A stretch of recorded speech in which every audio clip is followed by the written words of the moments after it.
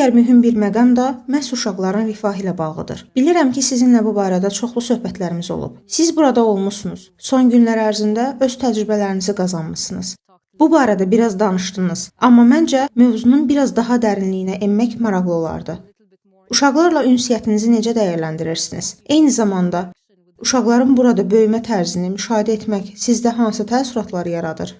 Hesab edirəm ki, uşaqlar çox gözəl bir uşaqlıq dövrü keçirirlər. Onların sərbəst şəkildə hərəkət edə bilmələrinə baxıram. Bu sanki 1970-ci illərin o qonşuluq mühitinin hələ də yaşadığı ən yaxşı vaxtlarını xatırladır. Uşaqlar şübhəsiz ki, valideynlərini tanıyır və onlarla birlikdə yaşayırlar. Onların valideynlərinə bağlılığına dair heç bir şübhə yoxdur. Lakin uşaqlar həm də bilirlər ki, icmadakı digər yetkinlərə də etibar edə bilərlər. Bəzi uşaqlar mənə qarşı çox səmimi olublar. Dəhlizdə məni qucaqlayıblar və bu kimi digər hallar. Bir neçə uşağı elə bir səviyyədə tanımışam ki, sanki onları bir fərd kimi həqiqətən dərindən kəşf etmişəm. Bax, orada Nirvana var. Sadəcə möhtəşəmdir. Düşünürəm ki, uşaqların çox müsbət bir uşaqlığı var. Onlar burada dəstəklənirlər. Təhlükəsizlik xidməti onların mühafizəsi üçün buradadır. Hesab edirəm ki, insanların bir şeyi bilməsi çox vacibdir. Siz hər hansı bir yetkinlə xoşagəlməz hadisələrin yaşamaması üçün artıq qabaqlayıcı tədbirlər görürsünüz. Mən bu icmada belə problemlərin olduğunu düşünmürəm. Lakin siz uşaqların təkbaşına xoşagəlməz bir vəziyyətlə qarşılaşa biləcəyi yerlərə aparılmaması üçün proaktiv addımlar atırsınız. Ümumiyyətlə, insan cəmiyyətində mövcud olan bu növ risklərdən kifayət qədər xəbərdarsınız. Keçən gün 2 balaca qızın market arabası ilə oynadığını gördüm. Onu binanın divarına çırpırdılar. Elə görünürdü ki,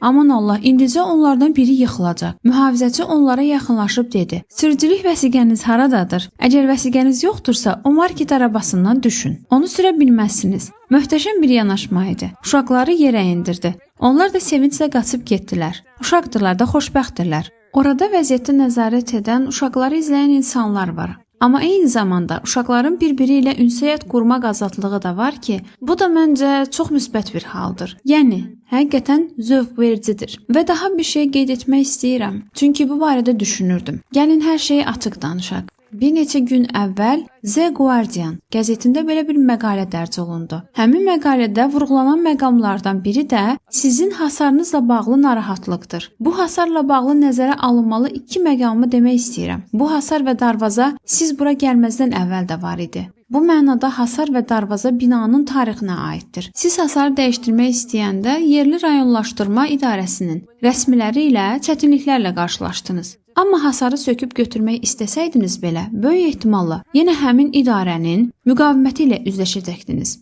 Yəni, hər iki halda çıxılmaz vəziyyətdir. Ortada bir hasar var və bəzi insanlar deyir ki, orada hasar var, bizim bundan xoşumuz gəlmir. Amma o hasarı siz çəkməmisiniz.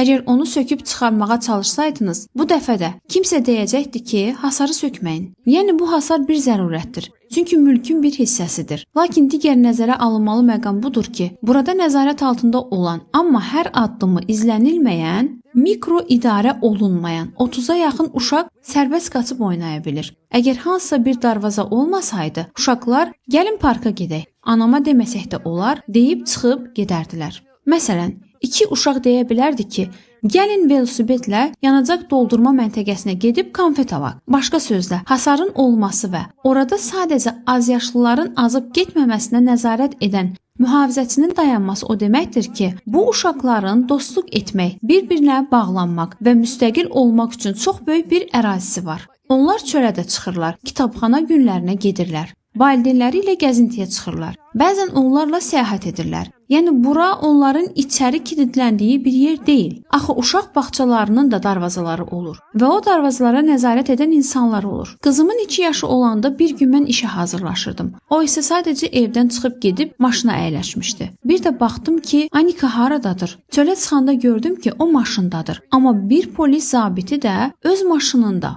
onun evdən çıxdığını müşahidə edirmiş. O an anladım ki, polisin orada olması nə qədər yaxşı oldu. Onu bircə saniyəlik gözdən qoymuşdum və o küçə boyunca uzaqlara gedə bilərdi. Baxın, biz bu uşaqların təhlükəsiz olduğundan, işlək yola çıxmadıqlarından əmin olmaq istəyirik. Deməyiniz çox təbiidir. Məncə bu hasar kimsəni təcrid etmək və ya bura kilidləmək üçün deyil. Hasarın həm sizi narahat edənlərdən qorumaq üçün, həm də Biz balaca uşaqların səkidə tək başına gəzməsini istəmirik. Demək üçün orada olması valideynlərə güvən verir.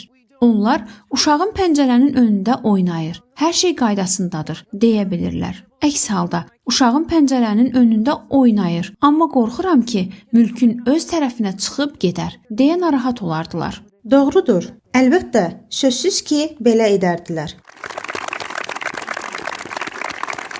Tamamilə razıyam. Hesab edirəm ki, bu çox məntiqli bir vəziyyətdir. Siz bunu çox yaxşı izah etdiniz. İnsanların bunu bu cür başa düşməməsi çox təəssüf doğurur.